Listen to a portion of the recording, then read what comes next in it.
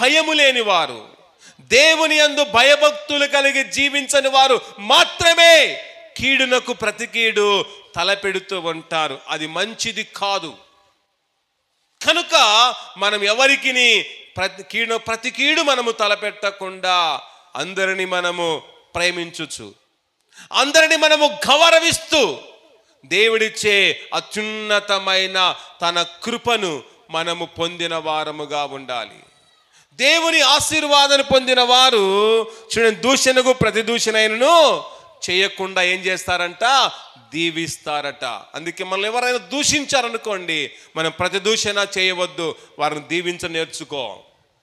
ఎవరైనా కీడు తలపెట్టాడంటే ప్రతి కీడు చేయకుండా వారిని నువ్వేం చేయాలి? దీవించే వ్యక్తిగా నువ్వు ఉంటే ఇంకా నేను దేవుడు ఎంతగానో దీవించేవాడిగా ఉన్నాడు.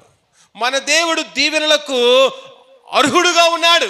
అందుకే ఆయన ఇచ్చే ప్రతి దీవెన మనమందరము పొందుకొని, ఆయన ఇచ్చే ప్రతి దీవెన పొందుకోవడానికి మనము ఆయన సన్నిధిలో అర్హతను పొందుకొని మనమందరము ముందుకు కొనసాగొచ్చు. దేవుడిచ్చే గొప్ప ఆశీర్వాదాన్ని పరిపూర్ణంగా మనము పొందిన వారముగా ఉండాలి.